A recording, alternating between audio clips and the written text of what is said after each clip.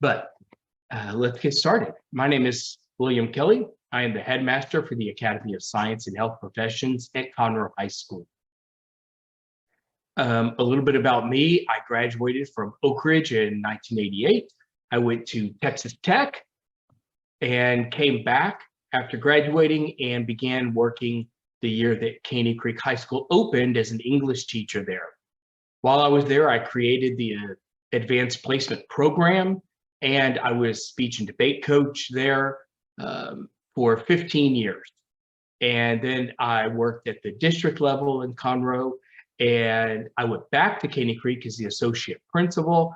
And then for last year and this year, I'm lucky enough to work with some amazing students and teachers as the headmaster at the academy.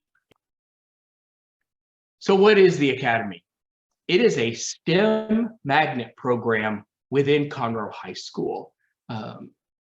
It is not just for students who want to do STEM later in life, although that is our focus. What I found is it is primarily a college prep program. It requires students to take the most challenging course of study offered in the district to best prepare them to go to competitive colleges. We do offer a health science track, and that's in the name of our academy, but all students are not required to take health science classes. It is one track. I have about a third of my students follow a health science track. I have about a quarter of them follow a computer science track, and then the rest of them really do a variety of math and science courses of their choosing. And it might be a mix of a health science class here and then a computer science class to try to figure out where their interests lie. And because we're a college prep program, I have a lot of students who do not intend to do STEM later after high school, but they're taking it because they want to be prepared to go to a competitive college. And sometimes, honestly, it's to get their STEM classes, college credit out of the way so they can go on and study law and English and business. The academy is a challenge. It's hard. It is not for everyone. One of the biggest surprises sometimes is these students get to be seniors and their friends who are not in the academy are getting double early release to go home after lunch or late arrival or office day. They want an easy senior year. And in the academy, to prepare you for college, we're not doing that. That's not the best look on your resume and on your transcript. So my students don't have late arrival and early release their senior year. They're picking up additional advanced placement, dual credit, college prep courses because my students are applying to competitive colleges and getting in. Even if it's not a competitive college, even if they're going to Lone Star, even if they're going to, honestly, Texas Tech was not the most competitive college when I went there. It's not Rice, it's not Harvard. But for the students who want to be at the top of their class, who want to be in the running for scholarships, who want to graduate in the top 10%, those aren't the kids who have double early release. The academy is math and science classes together. So every academy student in their math class is only in there with other academy students. And in their science classes, they're in there with only other academy students. In English, social studies, their electives, they're in there with some academy students, some non-academy students from Conroe High. So those are mixed. So the academy are just their math and science classes. That does include computer science, health science, and their advanced math courses. So all the way through all 4 years, Mr. Kelly is over their math and science and electives and their additional academy requirements that we'll look at in a minute. But their English, social studies, those are, they get to select those and the level they want to do. And I'll show you that the math and science track what those choices are in the academy and what their choices are outside the academy. The academy is a series of courses that require real thinking. And that sounds abstract here in a PowerPoint, but I can tell you that my freshmen, that's their biggest adjustment. Most of the 8th graders that you have are very successful in school and have not really honestly had to think or study. Bright students can get straight A's all the way through 8th grade with maybe some memorization, some flashcards, some studying right before the test, and they can forget it after the test. And when I talk to my freshmen, they're straight up on it, and they'll tell me that's how they got straight A's all the way through junior high. Then they get to high school, they're in the academy, they're in biology honors, and the questions are styled after advanced placement test style questions. They require application, they require synthesis, they require real thinking, and that's sometimes an adjustment. Luckily, they have us. They have teachers, they have me, they have each other, and my teachers work on teaching them how to take notes, how to study. At freshman orientation, I did an hour-long presentation training the students how to take notes in math versus how to take notes in science, how to take notes in English or history, and then how to study from notes. And some of those study skills are just things that they haven't had to do before. And I'll be honest, I've got freshmen who think they want to do that. And then when they realize, oh, well, this is going to take some time and effort, they're kind of surprised because school's been easy for them up to this point, and sometimes they aren't prepared for the challenge. But I can tell you the academy is a supportive place with staff to help students change their study habits and adjust and learn how to be successful in school and after school. The academy has a unique person, me. They have a headmaster, and I function as their point of contact for all things academic, college prep, college application, basically everything. They often come to me first before their counselor or their assistant principal. I meet with all the students every year to talk about their 4-year plan. I adjust their courses each year with their input and with parents' input to make sure that their plan that they're on adapts and adjusts to their interests as we move forward. The only students that can apply to the academy at Conroe High School are students who live in the attendance zones for Caney Creek and Conroe High.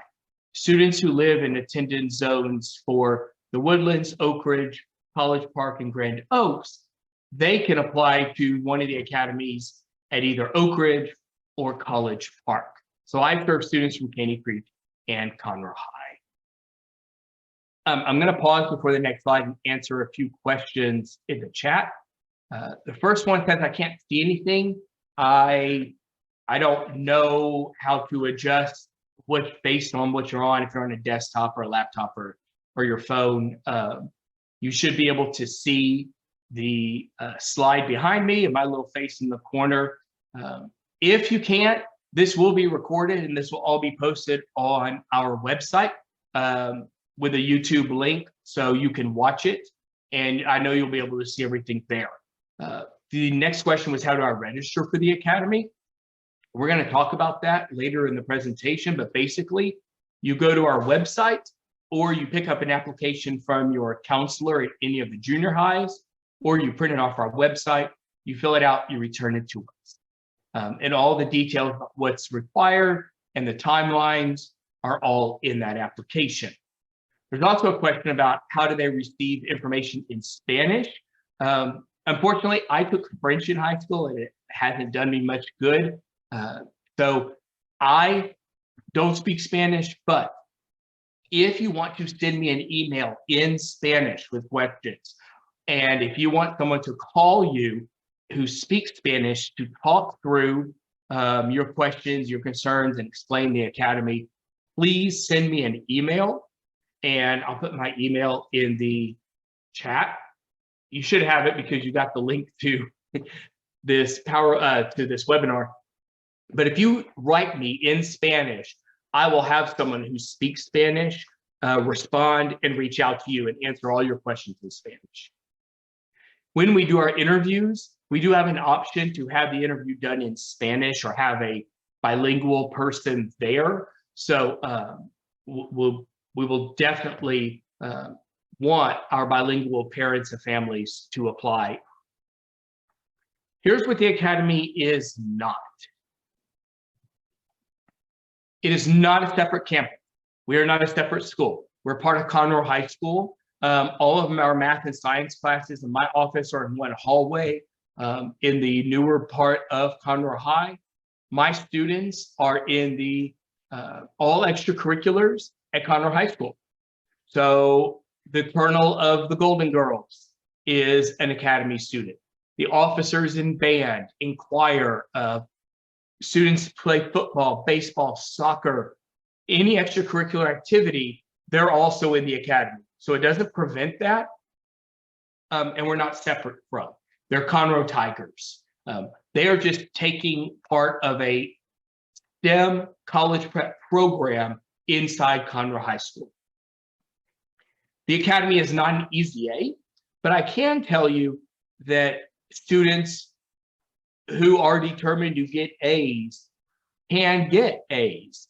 It often takes more work though. My teachers are honestly more concerned with the student learning it and learning the content, even if it takes them a little more time.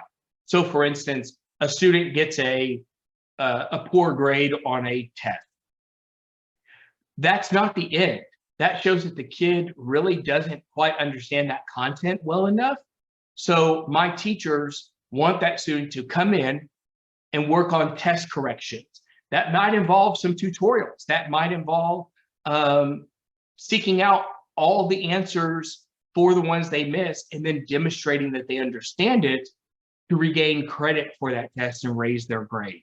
So we're a lot more concerned about the student getting to a point where they truly understand the content more so than the grade they get the first time they take a test and that we're done with them. Absolutely not. We prioritize the learning over everything else. All right. It is not a guaranteed path to your dream college. I cannot guarantee that because you graduate from Conroe High going through the Academy that you will get into Harvard. What I can guarantee you is that if you complete the Academy requirements for graduation, you will have a resume and a college application that stands above any student who didn't do what you did and puts you in the best position to apply to that competitive college. And I'm going to show you two resumes a little bit later. The program itself, the Academy doesn't cost anything. I try and reduce the cost as much as possible to the point where like I give the students their t-shirts for free when I can. I try to reduce so that last year's banquet was free. I can tell you that some classes do have costs associated with them. For instance, dual credit and dual enrollment courses, there is a tuition because you're enrolled in college. You're actually a student at Lone Star College taking a college course on the high school campus. My dual enrollment college algebra class they're also enrolled at the University of Texas. So luckily the tuition for those is a fraction of what it would be at college. Most of them are about $150 for the class. That's to earn, that's to be enrolled for the semester and earn the college credit. Free reduced lunch students are usually around $99. And when you think about that compared to taking the class, even at Lone Star, it's going to cost you $1,200 to $1,600, or A&M, or even a Rice, you're talking $3,000 to $6,000 for that class, and you got it for $100 to $150. For advanced placement classes, the cost comes at the end when you pay for the test. The advanced placement test that the student takes at the end of the year to determine if they get college credit cost $14 if you're on free reduced lunch, and about $88 if you're not. And again, compared to $1,600 to $3,000, 88 is a massive amount of financial savings. And I want to stress that because every year I get lots and lots of parents and students asking about scholarships. And if I do this, will I get lots of scholarships? And how do I get scholarships for good grades? And to be honest, there are fewer and fewer scholarships out there based on merit, meaning you got great grades, you graduated top 5%, here's a bunch of money. That's fairly rare these days because the majority of universities have shifted their scholarship funds from that kind of merit-based scholarship to a needs-based scholarship. So for instance, at Rice, if your family makes under $120,000 a year, then Rice is free. Your tuition and fees are completely free for 4 years. So they're moving their money over to scholarship financially needy students, which means middle class, upper middle class students don't have as much scholarship opportunity based on great grades. That's where the dual credit and the advanced placement credits come into play. My student last year who went to Purdue took with him 39, I think 36 or 39 college credits. That's a year and a half off. So that's like a 25% discount on his 4 years at Purdue. That is several thousands and thousands of dollars that he saved because of what he did in high school. And so that's kind of the way for a middle class and upper middle class students to begin thinking about what does scholarship mean and how saving money for college. I have, hold on, I got 2 questions that came in on text. Let's see. What colleges can I expect my student to get accepted into after finishing high school and taking this program? It's going to vary based on your student and the university. I can tell you, last year I had a student go to West Point, I had students accepted to Rice, I had students accepted to Purdue, Texas A&M School of Engineering, University of Houston Honors College, Baylor, TCU, Purdue, Embry-Riddle.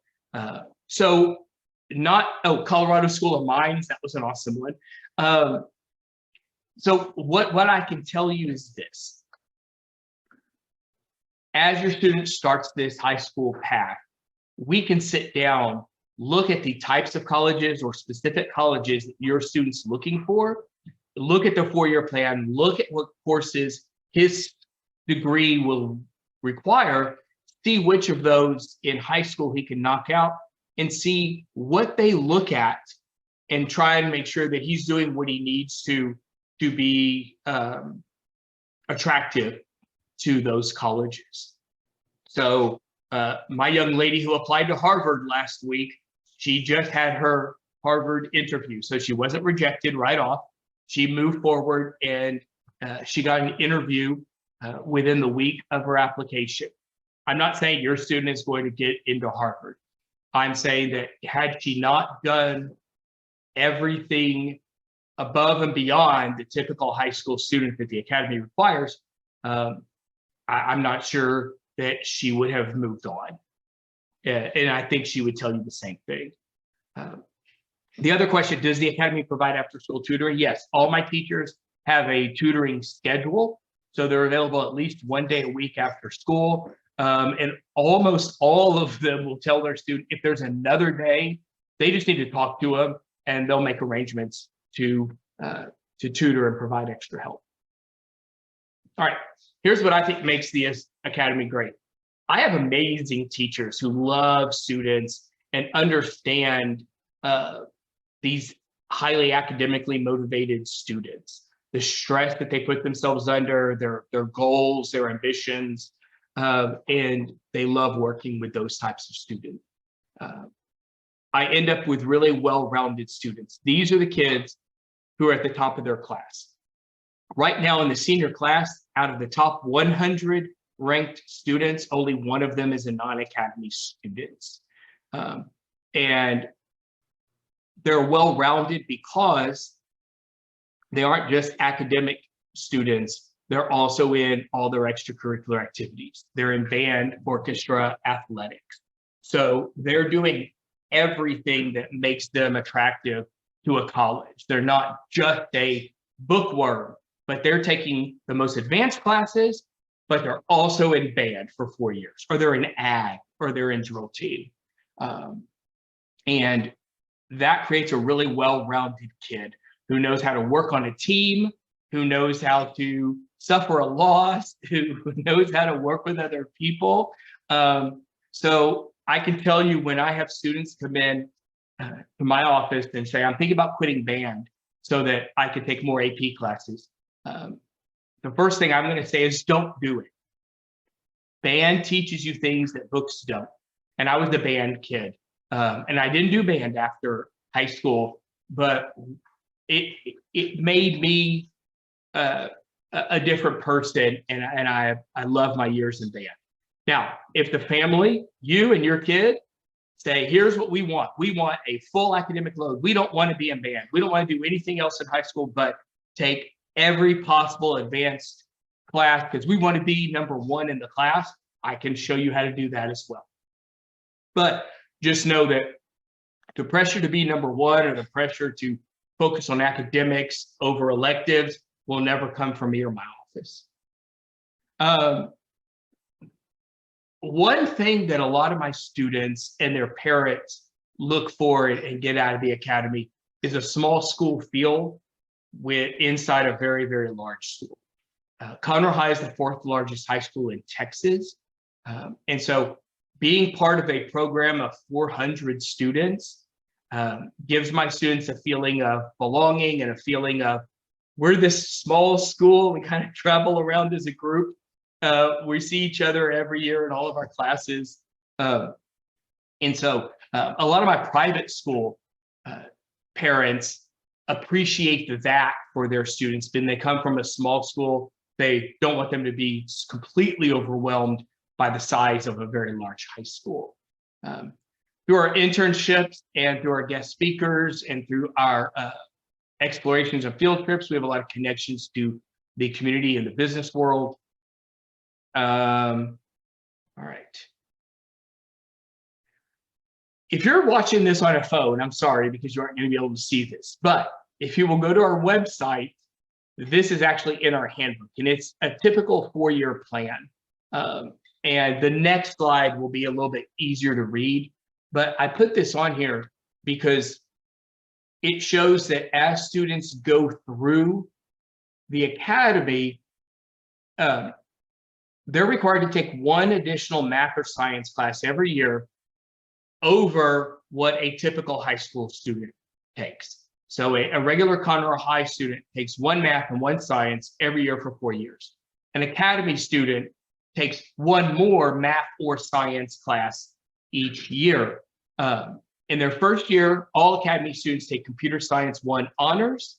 And in that course, we all compete in the science fair for their first year. We are a STEM academy, and we want students to know how to do real scientific research. After that year, they have a choice of what to compete in. And they have a choice. They can continue and look at computer science as an option, or they can look at the health science as an option. After that, they may not choose either of those. They may choose AP statistics. They may choose AP chemistry. They may want to continue in health science for all 3 years. They may want to continue in computer science. So their choices expand each year that they go through. Let's look at the next slide, and I'll show you what a typical 4-year plan looks like. So 9th grade year, okay? Every freshman is going to take a science class, math class, English class, social studies or history class. 1, 2, 4, and 5 in or out of the academy, everyone's taking their 4 core classes. In the academy, they're also taking computer science. So inside this blue block, that's the academy. Those are the academy classes taught by academy teachers. Over here, these are Conroe High classes. Now, they'll be in some of those classes with academy students and with non-academy students, but they have a choice. For instance, they could take World Geography Honors, or AP Human Geography. It's not an academy class. I don't make that decision for them. I will help them, but this is not a requirement for the academy for them to take one or the other. That's their choice. So basically, you have 7 classes, okay, 7. 4 of them are core classes. 1 of them is an elective, an academy elective. Then you have 2 more electives. So in this slot number 7, that's where band, soccer, choir would go. In column 6, this is where your 2 years of foreign language, your PE, and your fine arts would go. However, depending on what your elective is, these may be taken care of. If you're in band, that will be your PE and your fine arts. So now you have an open slot here. Those students who have taken Spanish in junior high will only have to take Spanish 2 here, so now they've opened up another slot. I even have some students who take Spanish 2 over the summer, and this entire slot will be open for a whole nother 4-year elective.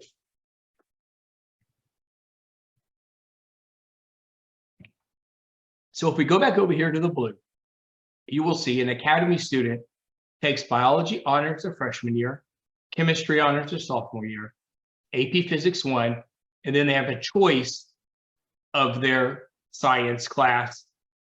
And that goes back to this list right here. In math, for those students who are in algebra in 8th grade, they'll start in geometry. For the 8th graders who are in geometry, they'll start in algebra 2 their freshman year.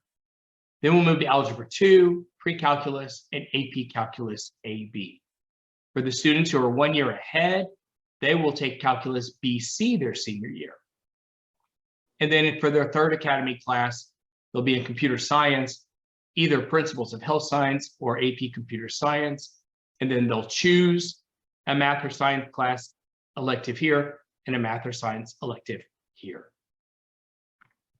So this is honestly your typical academy student. The student who does this takes over here honors, AP, dual credit classes, and then they're in band or ag or soccer or something. This student is likely, based on their grades, to graduate top 10% of their class. And that's what they need for automatic admission to a Texas public university. Top 6% to get into the University of Texas. So if that's the case, I'm probably going to recommend that some of these electives might be AP, like fine arts might be AP art history. I sit down with the students and the parents and figure out what's your goal and what classes do we need to put in here to meet that goal. Some students, their goal is to be number 1, and they do not want to be in band all 4 years, or football, or soccer, or anything. They want to take every single advanced placement or a dual credit class available, and they want to graduate the top of their class, number 1. You can graduate in the top 5% without doing that. You can still be in band to graduate top 5%. But I'm going to show you in the next slide, this is what the current valedictorian's 4-year plan is. And again, I'm not endorsing it, but I know there are students and parents out there, and this is their goal. So I want to show you what it takes to achieve that goal. Let me move my picture up so I'm out of the way a little. There we go. All right. What you see is over here where those other electives were, these are all honors and advanced placement or dual credit classes. So he filled every elective slot he had with whatever AP or dual credit class was available, because an AP or dual credit class, if you get an A, you get 6 GPA points. If you're in an honors class and you get an A, you get 5 GPA points. If you're in a level class and you get an A, you get 4 GPA points. So when you start to average them together, a student who took all level classes all through high school, got straight A's for 4 years, ends up with a perfect 4.0 GPA. Right now in this senior class, that student is ranked 199th out of 1,000. That puts him in the top 20%, not in the top 10 that you need for automatic admission to Texas colleges. The only way to be at the very top is to challenge yourself with advanced placement and dual credit classes. Now, the student you're looking at right now, valedictorian, he went beyond that to take every 6-point class available, to the point where he took PE and his health classes outside of school, either during summer school or correspondence course, so that he could open up slots right here for additional AP electives. So again, I am not saying this is required or encouraged, but for the student who wants to be #1 in their class, this is what it takes. And this looks almost identical to last year's valedictorian as well. All right.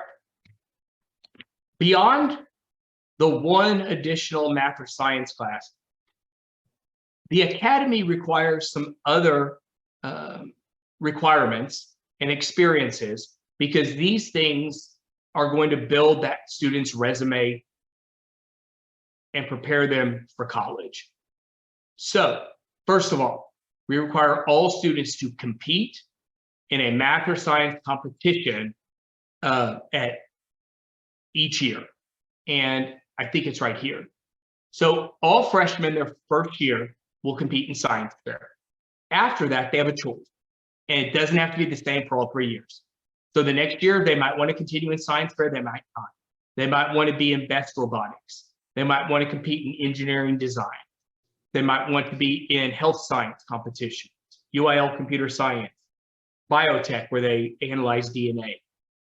So they have to choose one of these each year to earn what we call their research and problems credit. That will appear on their transcript. So colleges will see that they did research and problems for 4 years in addition to their required courses. And we know that students who take what they learn in class and apply it in competition achieve at a higher level. They understand the content at a much higher level. It's one thing to be in biology class and learn about DNA. It's another to go to the lab at Lone Star College on a Saturday and analyze DNA in a competition against other high school students who are doing the same thing. We also require students to do what we call exploration. These are field trips. A lot of them are distinguished lectures from scientists and people in the field. And we require them to do 14 of those explorations or field trips during their 4 years with us. We also require all students over their 4 years to complete a minimum of 100 hours of community service. We help provide these, find places, find opportunities for them. We know that our students, because they're the top of their class, because they're going to top colleges, they're going to be leaders. And we know that leaders give back to the community, and we're going to start that early. Also, it looks great on college resumes. The community service hours also count towards their honor society, so they can double dip: academy service hours and National Honor Society service hours. And finally, we require all students to do a 2-week internship between the junior and senior year during that summer. And again, we help arrange those and place them in areas that the student's interested in. And this does not have to be STEM. We had students last year intern at the Chamber of Commerce with graphic artists, with communication firms, just with business firms. So for the students who aren't interested in STEM, we have internships for them. For those who are, we had people intern at hospitals, shadowing nurses, being in operating rooms. We had them interning at an engineering firm. And we know that internships are one of the most respected items on a student's application and resume, because it means that student has been in the field and networked with people who do that professionally. So they really understand when I'm applying to the A&M School of Engineering and I interned at an engineering firm, Texas A&M knows this person knows what engineering is. They aren't just applying because they've heard it makes a lot of money. So I told you I'd show you what a with and without academy resume would look like. Over here, here's a typical, not typical, here's a really good student who took all level classes and got a straight A's for all 4 years and has a perfect 4.0 GPA. He's rates 199. The academy student, because we require AP and dual credit classes, ended up with a 4.8 and is ranked 56.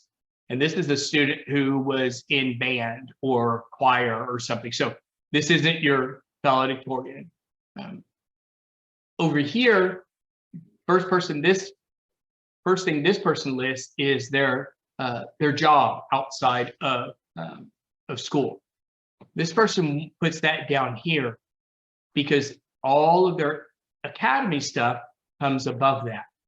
This person gets to brag about their internship and what they did. This person gets to brag about the competitions they competed in, with their science fair project, with advancing to regionals, with UIL computer science competition, with competing at HP Code Wars. These are the lectures that this person attended to earn their exploration credits in the academy.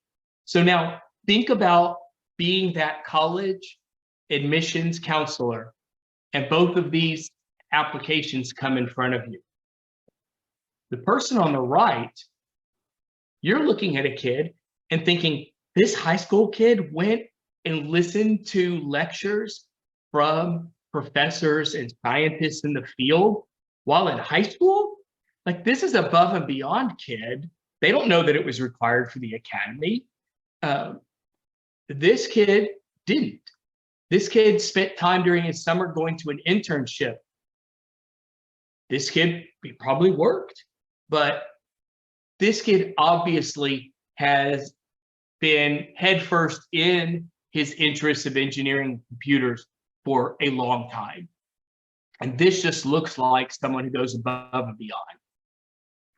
This person over here, resume, right? Upon request.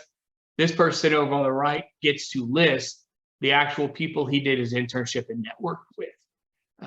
So these requirements that my students work on besides their advanced classes, this is what they're designed to do. They're designed to create a profile of a student who looks incredibly attractive to a competitive college. The other things that students learn in the academy, and we help teach them, are time management. As they move forward, they get to their junior year, they're taking 4 or 5 college classes. That's going to require about 20 hours of homework a week. So that's what, 2.5 hours on average. Now, I will tell you that most of my students, like these ladies in front of you, are not spending 2.5 hours at home every night. What they've done is they've learned to use the time in school to do their homework for other classes. So if they're done early in one class, they'll pull out their homework from another class. During lunch, they'll grab their lunch and they'll go to a teacher's room in the academy and they'll do homework with their friends.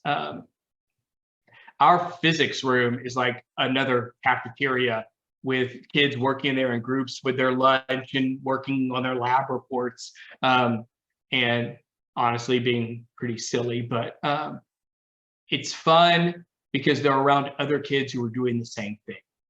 And I will tell you that that is probably one of the primary reasons I hear a lot of parents look into the academy, even if their kid's not a STEM kid. They want their kid in the class with other academically motivated kids, kids who care about their grades, who are willing to work hard, who are willing to maybe put away their phone and Snapchat and grab their lunch and go work in the physics room so they don't have homework that night because they know they have band contests the next day. So that kind of time management, learning how to study, will serve them well in college. And I hear about it from alumni who come back and tell us that college is way easier for them compared to their classmates at college who never had to do that and are struggling to adapt. My kids learn to adapt slowly through high school, whereas those other kids adapt in their freshman year or they don't. Real quick, I want to mention Caney Creek students, because if I have anyone on here from Caney Creek, I want to talk about real quick transportation. Students who can attend Caney Creek or are zoned to Caney Creek can attend the academy, and transportation is available, but it's not convenient, to be honest. In the morning, they can ride their regular bus from their house to Caney Creek. Then they get on the other bus, and that bus brings them from Caney Creek to Conroe High or Conroe Night, okay, for the academy. It'll get there about 5 or 10 minutes after first period started, but they won't be counted tardy. Their teachers know to work with them. That's not a big deal. However, at the end of the day, at 2:35, they do not leave early to get back to Caney Creek to get on the 2:35 bus and go home. Instead, if they're not a car rider, the bus to go back to Caney Creek, there is a shuttle at 4:30. So from 2:35 to 4:30, they're on the Conroe campus waiting for that bus. Now, I have students who do that and they use that time to do all their homework, or students who are in band and they do band practice and then they get on that bus and they go back to Caney Creek. They can get on the late bus at Caney Creek that then takes them to the satellite stop near their house, like all the other Caney Creek students who ride the late bus. Except on Fridays, none of the schools have late buses on Fridays, so they have to be a car rider. To be honest, the majority of Caney Creek students who attend the academy, and I have about 10 each year. In each grade level, I have about 10 who are from Caney Creek. Honestly, the majority of them are car riders. But there are buses available. It's just not convenient, and they're getting home late every day. But like I have one girl, she's a senior this year. She has done it for all 4 years. She has perfect attendance, and she waits till 4:30. She does her homework, then she goes home. So for the kid who wants it, it's available, but it's not convenient. All right, application requirements. The application is on our website. What we're looking for is students who are in advanced classes. Well, that's you guys, because the one requirement is they have to complete algebra before they begin their freshman year. If your student is in 8th grade pre-algebra this year, they would need to take algebra over summer school. They have to complete algebra before they start. We're looking for kids with good grades, good behavior. They don't have to be straight A's. I've got kids who, they got a C in a class in 8th grade. During the interview, they get to explain what happened and why. It doesn't mean they can't have a referral at some point, but they'll want to explain what happened. We require 2 teacher recommendation forms. They don't need to write a letter. It's a form. It's on our website. It's part of the application. We like to have their 8th grade math and science teachers. They know them most recently, but if there's another teacher they want instead, they're certainly welcome to use them. There's a student letter and a parent letter. Each of them asks, what do they hope to get out of the academy and why do they want to be a part of it? We really try and look at, is this something the kid wants or is this something the parent wants? And if they both don't want it, honestly, it's not going to work. The kid's going to be really unhappy because the kid is the one who's going to have to adjust and struggle through the adapting to homework and studying and notes. And if it's just something the parent wants, honestly, the student's going to fight long enough and win, and they're going to get out of the academy, which people often ask, when can students get out of the academy? They can. It has to be at semester though, because in high school, you need to complete a semester to earn your credits. So sometime in October, a kid says, this isn't for me, I don't want to do this anymore, middle of their sophomore year, okay. At December, we would change your classes. All applications are due December 2nd. We will then set up interviews in January, and we will admit somewhere between 8 to 120 students each year. 120 is our maximum. I don't have seats for any more than that. People always ask how many people apply. It's random from year to year. Honestly, it's about 130 was the lowest. I think last year, coming back from COVID, a lot of people didn't even know about the academy because they've been out for 2 years, up to 300 one year. So I would bet the majority of the years is about 150 to 160 applicants.